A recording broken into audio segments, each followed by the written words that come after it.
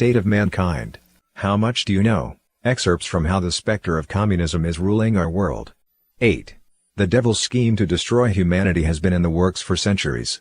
Its arrangements manifest in the labyrinth of social affairs, from mass movements to governing elites, around the world and across history, working ceaselessly to ensnare and eliminate man.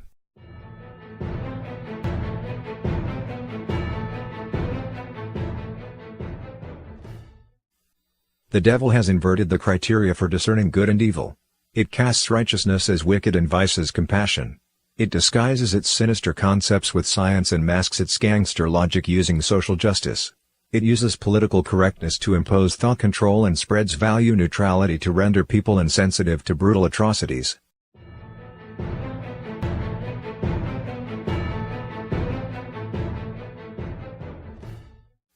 Man was created by the divine, and the faithful receive divine protection.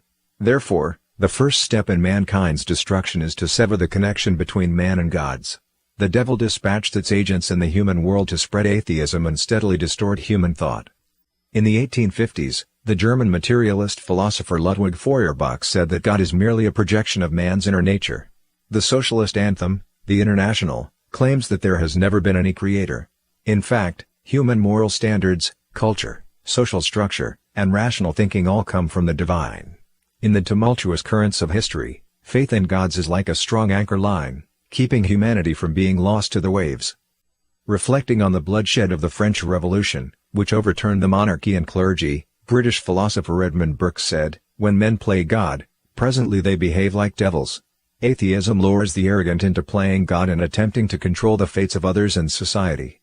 The most fanatical communists are wont to self-deification. Spreading atheism is the first step in all of the devil's schemes to ruin mankind.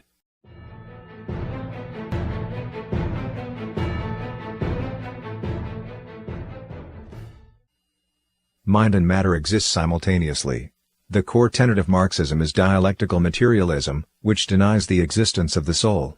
Materialism took root during the Industrial Revolution, when rapid progress in science, technology, and production fueled a cult of empiricism and atheism. People lost faith in divine miracles and rejected the commandments of God. Created by the devil, materialism is not a philosophical concept, but a demonic weapon to overthrow man's spiritual faith. Materialism, the product of atheism, in turn established the basis for a whole host of intellectual pretensions.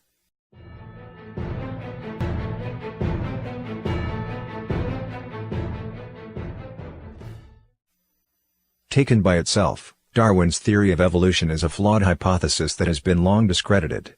But the devil has turned its crude arguments into an instrument for severing the link between gods and man. It blasphemously equates humanity with animals, at once undermining man's self-respect and his reverence for God's creation.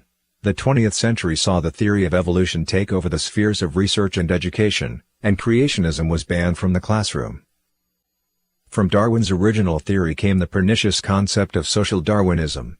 Natural selection and survival of the fittest reduced the international community to a jungle of barbaric struggle between nations.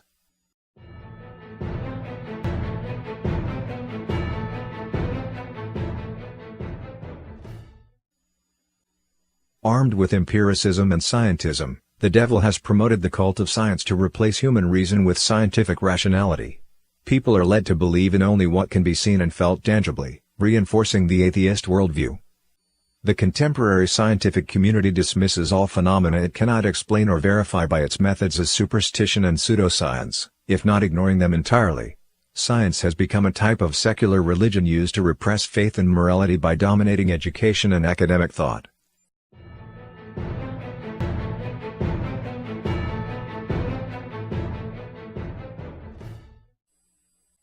The dialectical theory articulated by German philosopher Georg Hegel is a general set of principles for logical thought.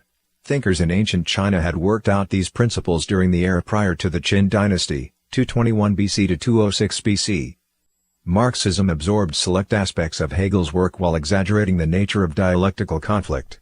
In the words of Chinese Republican leader Chiang Kai-shek, the goal of communism is not to resolve problems, but to expand global contradictions to the greatest extent possible and cause human struggle to continue forever.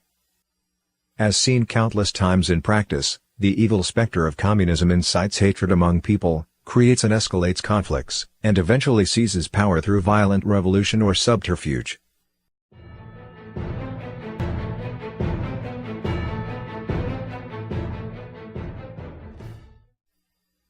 Atheism and materialism spawned many philosophical and ideological trends, such as Marxism, Machiavellianism, socialism, nihilism, anarchism, aestheticism, Freudism, modernism, existentialism, postmodernism, and deconstructivism. Their proponents and followers waddled through meaningless and verbose discourse over matters of genuine import. The intellectual class once comprised the wisest and most knowledgeable elites of society, yet in the past century, intellectuals became a tool of the evil spectre to promote its ideologies and misinterpret the world with its deviancy.